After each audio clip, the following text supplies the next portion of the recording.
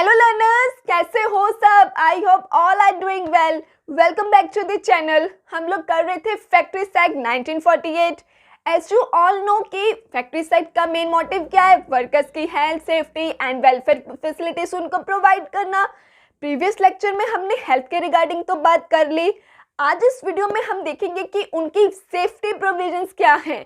तो safety provisions आती हैं सेक्शन 21 to 41 के अंडर। कितने सारे सेक्शन हैं। आज ही अगर हम सारे सेक्शन करेंगे तो कंफ्यूजन भी हो जाएगी, बोरिंग भी हो जाएगा। तो एक काम करते हैं, इस टॉपिक को हम 2 पार्ट्स में डिवाइड करेंगे। आज हम करेंगे सेक्शन 21 to 30। अपकमिंग वीडियो में करेंगे 31 to 41 सेक्शन। ठीक है, तो चलिए आज का टॉपिक जल्दी से शुरू करते हैं। सबसे पहले आता है फेंसिंग ऑफ मशीनरी। अब ये फेंसिंग क्या है? फेंसिंग बोले तो आप लोगों ने देखा होगा कि कईयों ने अपने घर के बाहर ना फेंसिंग करवाई होती है। ठीक है, वो क्यों करवाई होती है? ताकि कोई चोर डाकू घर में ना घुस जाए, मतलब किसी तरह के होने वाले हादसे को रोकने के लिए करते हैं ना। तो बस स्टेट गवर्नमेंट भी क्या कहती है कि अपनी मशीनरी को फेंस्ड करवाइए, मतलब उसके आसपास घेराबंदी, बाउंड्री क्रिएट करिए।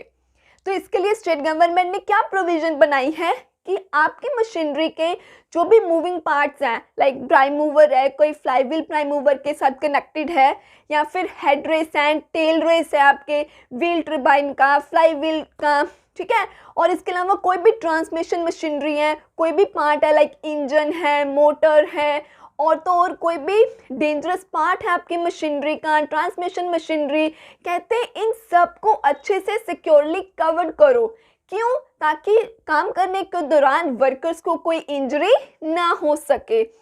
अब मान लो स्टेट गवर्नमेंट को अगर लगे कि ये जो प्रोविजंस बनाई हैं इसके अलावा अदर प्रिकॉशंस की भी ज़रूरत है वर्कर की सेफ्टी के लिए, तो वो क्या है, कह सकते हो ऑक्यूपायर को कि आपको ये और जो प्रोविजंस हैं ये भी माननी पड़ेंगी।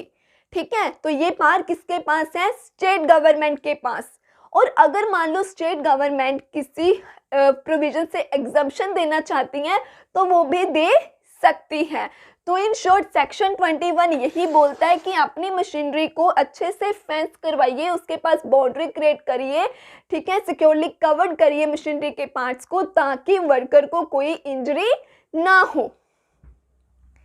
नेक्स्ट है वर्क ऑन और नियर मशीनरी इन मोशन। मतलब वर्क और नियर मशीनरी इन मोशन मतलब चलती हुई मशीनरी के साथ पंगा लेना।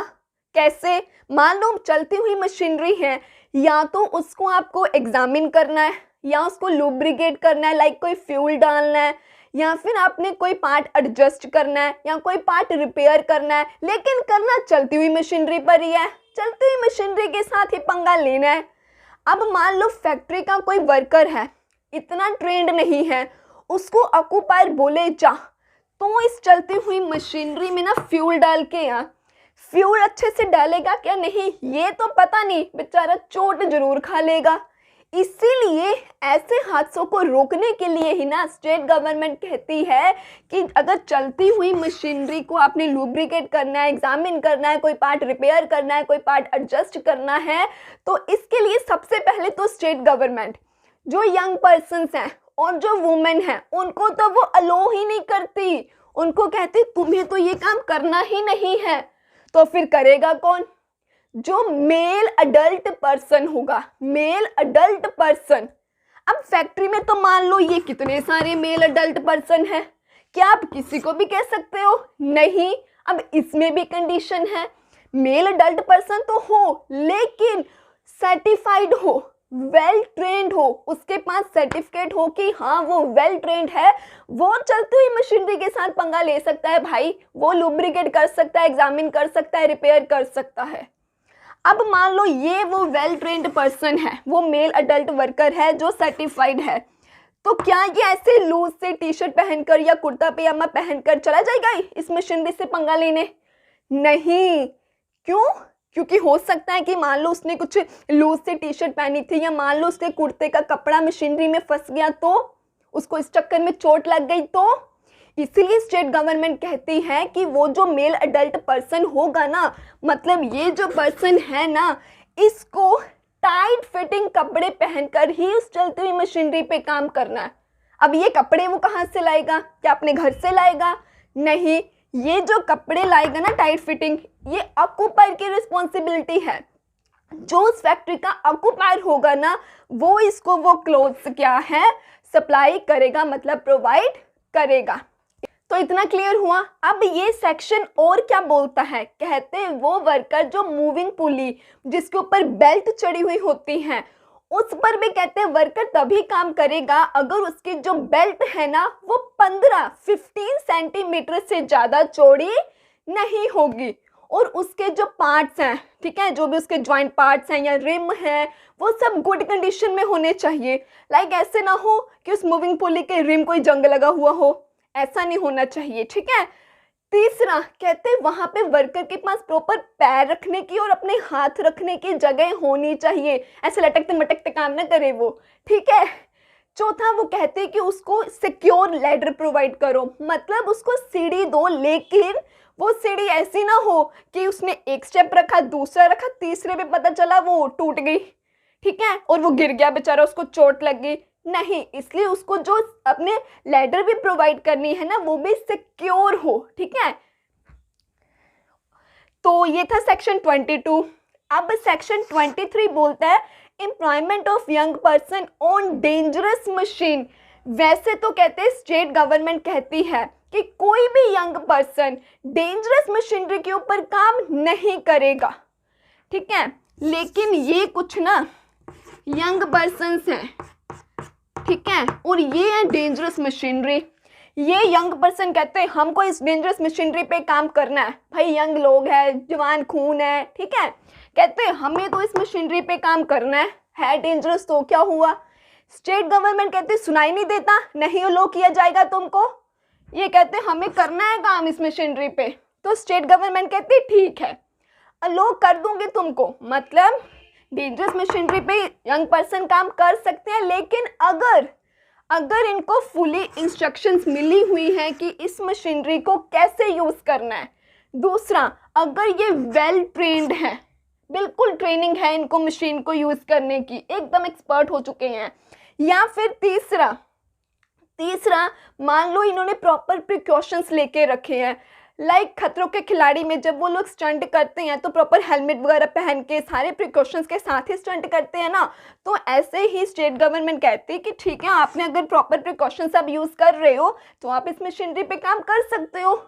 चौथा वो कहते हैं कि अगर आप अपने किसी सीनियर के अंडर काम कर रहे हो, जैसे वो स्टंट भी करते हैं तो देख रेख में करते हैं ना, सुपरवाइजर पूरे होते हैं, ध्यान रखते हैं, तो ऐसे कहते हैं कि ठीक है बहुत खतरों के खिलाड़ी बनना है ना, डेंजरस मशीनरी में काम करना है ना, अच्छे से इंस्ट्रक्शंस मिली हुई है, सब पता है कैसे काम करना है, वेल ट्रेंड हो, अपने किसी सीनियर के अंडर काम कर रहे हो, ठीक है, प्रिकॉशंस यूज़ कर रहे हो, तो बन जाओ खतरों के खिलाड़ी भाई, कर लो काम डेंजरस मशीनरी में, ठीक है। तो ये था सेक्शन हमारा 23। अब सेक्शन 24 बोलता है striking gear and device for cutting of power. मतलब मान लो एक मशीनरी है, ठीक है, एक ये मशीनरी है, इसमें ना एक वर्कर काम कर रहा था, अब गलती से ना इसका हाथ इस मशीनरी में आ गया, या तो ये चांस हो सकता है, या दूसरा ऐसा भी हो सकता है ये मशीनरी चले जा रही है, ये रुक ही नहीं रही है, मतलब कुछ भी इमरजेंसी आ सकती है। तो ऐसे इमरजेंसी के केस में ना कहते हैं आपके पास सुइटेबल डिवाइस होनी चाहिए जो फिर इस इमरजेंसी के दौरान पे ना फटाफट काम आए, किस काम आए, पावर कट करने के, ताकि अगर मशीनरी अड़ गई है, वो रुक ही नहीं रही है, या किसी का हाथ आ गया या कुछ भी इमरजेंसी पड़ती है, तो कहते हैं सुइटेबल डिवाइसेस हर एक वर्क रूम में अवेलेबल होने चाहिए, ताकि फिर इमरजेंसी के दौरान फटाफट से पावर क्या कट करी जा सके। दूसरा कहते हैं जो ट्रांसमिशन मशीनरी होती है ना, उसकी मूवमेंट को कंट्रोल करने के लिए भी प्रॉपर स्ट्राइकिंग गियर होने चाहिए, और ये जो स्ट्राइकिंग गियर हैं और जो ये सुइटेबल डिवाइसेस हैं जो पावर को कट करने के काम आती हैं, ये एकदम प्रॉपर कंडीशन में होने चाहिए। नेक्स्ट है self acting machines. Self acting machines बोले तो वो मशीन जो खुद ब खुद ही चलती हैं और खुद ब खुद ही रेस्ट मोड पे चली जाती हैं। अब मान के चलो यहाँ पे एक मशीनरी खड़ी है, ठीक है, वो सेल्फ एक्टिंग मशीन है, वो खुद ही चलती हैं, खुद ही बंद होती हैं। अब यहाँ पे मशीन है, एक वर्कर आ रहा दूर से, उसको तो यही लगा कि मशीन बंद है क्योंकि इस वक्त वो रेस्ट मोड पर थी। लेकिन जैसे ही वर्कर चलता चलता उस मशीनरी के पास आया, एकदम से मशीनरी चल पड़ी और उस वर्कर को चोट लग गई। ठीक है, तो इसीलिए कहते हैं ऐसी जो सेल्फ एक्टिंग मशीन्स होती हैं ना, जो अपने आप ही चलती हैं, अपने आप ही रेस्ट मोड पे जाती हैं, यहाँ पर ना अगर यहाँ मशीनरी पड़ी है तो 45 सेंटीमीटर का डिस्टेंस हो और उस डिस्टेंस के बाद फिर कोई आए जाए। बात समझ में आ गई? नेक्स्ट है केसिंग ऑफ न्यू मशीनरी। कहते हैं जो ये फैक्ट्रीज एक्ट बना है ना, इसके कमेंसमेंट के बाद ना ये चीज़ मैंडेटरी कंपल्सरी हो गई थी कि आपको अपनी मशीनरी को एनकेस्ड करवाना पड़ेगा। ठीक है, मतलब उसके जो भी पार्ट्स है, स्क्रू है, बोल्ट है, कुछ भी है, सब अच्छे से एनकेस्ड होने चाहिए। और कुछ पार्ट्स कहते हैं मशीनरी के ऐसे होते हैं जो ना मतलब मशीनरी जब चल रही है तो उन पार्ट्स को ना बार बार एडजस्ट करने की ज़रूरत नहीं पड़ती है, तो उनको पहले ही अच्छे से इनकेस्ड करके रखो। और तो और अगर कहते कोई ये बात नहीं मानता, मतलब एनकेस्ड नहीं कराता अपनी मशीनरी को, तो उसको फिर भाई मिलेगी सज़ा। अब सज़ा क्या मिलेगी? 3 महीने तक की इम्प्रिजनमेंट या फिर फाइन दो भुगतो। तो या तो उसको फाइन पड़ेगा या उसको इम्प्रिजनमेंट होगी या फिर बोथ। इस कहानी में कौन ट्विस्ट है? मान लो मेरे पास मशीनरी है जिसको मैंने इनकेस्ड नहीं करवाया। अगर एग्जामिनेशन के टाइम पे पता चला इंस्पेक्टर को, नो डाउट मुझे सज़ा मिलेगी। ठीक है, दूसरा सिनेरियो, मान लो मैंने मशीनरी ना किसी और को दे दी हायर पे। ठीक है, अब वो मशीनरी मैंने यूज़ कर रही, वो पर्सन यूज़ कर रहा है। ठीक है, मैंने तो गलती करी थी उसको इनकेस्ट ना करने की, आगे वो भी बेवकूफ़ है, उसने भी इनकेस्ट नहीं करवाई तो उसको भी सज़ा मिलेगी क्या? ठीक है, वही बात होगी। मान लो एक सिंपल एग्जांपल दूं, एक बच्चा है, उसके दांत में ना बहुत दर्द हो रहा था, फिर भी चॉकलेट खा रहा। ऊपर से मैं आई, मैंने कहा रे चॉकलेट खा रहा है, खा खा शाबाश। उसकी मम्मी आई, उसको तो एक थप्पड़ पड़ा ही पड़ा कि तेरे को नहीं पता चलता तेरे दांत में दर्द है तो चॉकलेट खा रहा है। साथ में मुझे भी डांट पड़ी, क्यों? कि तेरे को भी नहीं पता चलता, उसने तो गलती करी ही है, तू ही रोक दे उसको ये काम करने से, उसको चॉकलेट खाने से, है ना। बस ऐसे ही मैंने तो मशीनरी इनकेस्ट नहीं करवाई, लेकिन जिसको मैंने फर्दर यूज करने के लिए दे दी उसने भी नहीं करवाई तो उसको भी सजा मिलेगी। समझ में आ गई बात? ये था casing of new machinery of employment of women and children near cotton opener. कहते फैक्ट्री में जहाँ कॉटन ओपनर यूज होता है ना, वहाँ पर स्टेट गवर्नमेंट क्या है, वुमेन और चिल्ड्रन को अलो नहीं करती। क्यों? उनकी सेफ्टी के लिए।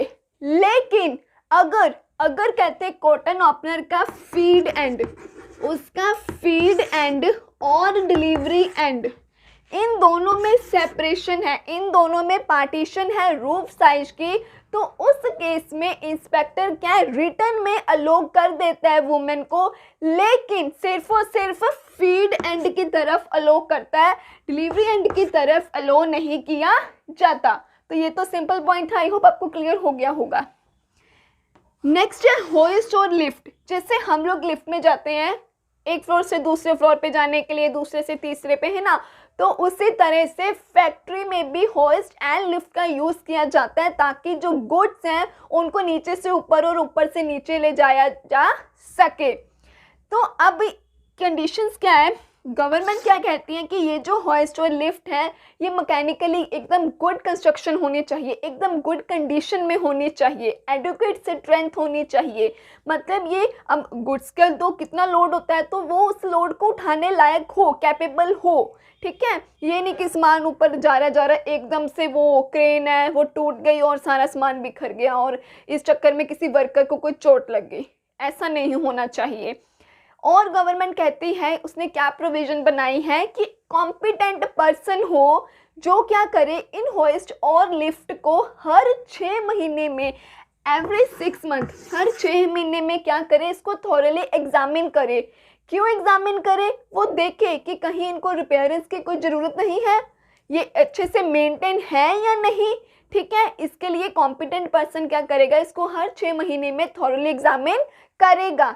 इसके साथ साथ क्या ऑक्यूपायर की ड्यूटी बनती है कि वो नोटिस लगा कर रखे, क्या करे, नोटिस लगा कर रखे ताकि पता रहे कि मान लो ये अगर एक होइस्ट है तो इसके पास नोटिस लगा होना चाहिए कि ये मैक्सिमम कितना लोड उठा सकती है।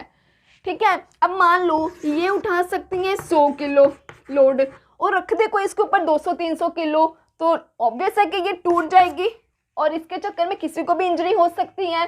तो इसलिए ये ज़रूरी है कि इसके पास नोटिस लगा रहे जहाँ पे ये चीज़ मेंशन हो कि ये मैक्सिमम कितना लोड उठा सकती है। क्लियर हुआ? और ये सेक्शन क्या बोलता है कि जो भी होइस्ट एंड लिफ्ट का केज होता है ना, वो उसमें प्रॉपरली गेट फिट हो और उस गेट में इंटरलॉकिंग डिवाइस हो। इंटरलॉकिंग डिवाइस बोले तो कि ये ना हो कि जब सामान ऊपर जा रहा है या फिर नीचे आ रहा है कि वो गेट अपने आप खुल ना जाए। ठीक है, इसीलिए इंटरलॉक डिवाइस होनी चाहिए। और कहते हैं इसमें क्या है, 2 रोप्स, ठीक है, मतलब रस्सी और चेन भी लगी हो, और रस्सी मतलब रोप और चेन के साथ साथ और भी सुइटेबल डिवाइसेस साथ में हो। क्यों हो कि बाय चांस अगर मान लो रस्सी टूटती है या फिर चेन टूटती है तो जो वो सुइटेबल डिवाइसेस हैं फिर वो उस क्रेन को क्या कर सके, सपोर्ट कर सके। अब कई बार आपने देखा होगा कि मान लो क्रेन में कुछ सामान रखा है तो वो इधर से उधर, उधर से इधर ऐसे हिलने लग पड़ी ना, हिलने जुलने लग पड़ी। तो इस ओवर रनिंग को रोकने के लिए भी ऑटोमेटिक एफिशिएंट डिवाइस होनी चाहिए। क्लियर हुआ? इन शॉर्ट इसकी जो कंस्ट्रक्शन है वो एकदम अच्छी हो। ठीक है, प्रॉपर मेंशन किया हो कि कितना वेट वो उठा सकती है, मैक्सिमम लोड। ठीक है, इसके थोड़ा एग्जामिन इसको किया जाए हर 6 महीने में। ठीक है, ये सब चीज़ें। नेक्स्ट सेक्शन बोलता है lifting machines, ropes, chain and lifting tackles. Same वही पॉइंट्स हैं, ये भी क्या है, गुड कंस्ट्रक्शन के होने चाहिए, एडुकेट स्ट्रेंथ होनी चाहिए। ठीक है, लेकिन और इसमें इस चीज़ में अब क्या है कि इस पर जो वर्कर काम करते हैं ना, 6 मीटर की दूरी होनी चाहिए। वर्कर और इन मशीनरी में दोनों में 6 मीटर की दूरी होनी चाहिए। अभी हमने क्या पढ़ा था ऊपर कि होइस्ट और लिफ्ट को कॉम्पिटेंट पर्सन हर 6 महीने में थोरली एग्जामिन करेगा, राइट। लेकिन इस केस में, इस सेक्शन में क्या ये सेक्शन क्या बोलता है कि कॉम्पिटेंट पर्सन थोरली हर 1 साल बाद एग्जामिन करेगा। ठीक है, तो याद रखना होइस्ट एंड लिफ्ट सेक्शन 28 बोलता है हर 6 महीने बाद थोरली एग्जामिन करना है, और सेक्शन 29 बोलता है जो ये बाकी की बची मशीनरी है इनको वो कहते हैं कि थोरली हर साल 1 साल बाद क्या किया जाए, एग्जामिन किया जाए कि कहीं इनको कुछ रिपेयरेंस की ज़रूरत तो नहीं है, ये अच्छे से मेंटेन है या नहीं। 30th सेक्शन बोलता है रिवॉल्विंग मशीनरी के बारे में। कहते हर एक फैक्ट्री में जो रिवॉल्विंग मशीनरी है ना, यहाँ पर ऑक्यूपायर की कहते ड्यूटी बनती है कि वो नोटिस लगा करके रखे कि जो रिवॉल्विंग मशीनरी हैं उनकी मैक्सिमम स्पीड कितनी होगी। ठीक है, वो क्या करेगा, नोटिस लगा के रखेगा कि चाहे कोई भी रिवॉल्विंग वेसल है, कोई पुली है, कोई केज है या अदर सिमिलर अप्लायंसेस हैं कि उनकी मैक्सिमम जो स्पीड है वो कितनी रहेगी। और ऑक्यूपायर इस बात को भी इंश्योर करेगा कि जो मैक्सिमम लिमिट सेट करी गई है, जो स्पीड इनकी जो रिवॉल्विंग मशीनरी है उनकी स्पीड उस मैक्सिमम स्पीड से एक्सीड ना हो, मतलब उससे ज़्यादा ना हो। ठीक है, तो ये थे हमारे आज के पॉइंट्स। तो आई होप आपको सेक्शन 21 to 30 अच्छे से क्लियर हो गए होंगे। अपकमिंग वीडियो में हम 31 to 41 बाकी के सेक्शंस करेंगे एंड इन पॉइंट्स को निमोनिक के थ्रू लर्न भी हम लोग अपकमिंग वीडियो में ही करेंगे जब हम सारे सेक्शंस कंप्लीट कर लेंगे। तो आज की वीडियो अच्छी लगी तो वीडियो को लाइक ज़रूर करें। ठीक है, वीडियो फ्रेंड्स के साथ भी शेयर करें एंड ऐसे ही और वीडियोस देखते रहने के लिए चैनल को जल्दी से सब्सक्राइब कर दीजिए। कोई डाउट हो तो कमेंट सेक्शन में पूछ सकते हो और आप इंस्टाग्राम में भी पूछ सकते हो। एंड फैक्ट्री सेक्ट की जितनी भी वीडियोस बाकी बन चुकी हैं अगर वो अभी तक नहीं देखे तो उसको भी देख लीजिए, लिंक आपको डिस्क्रिप्शन में मिल जाएगा। Thank you.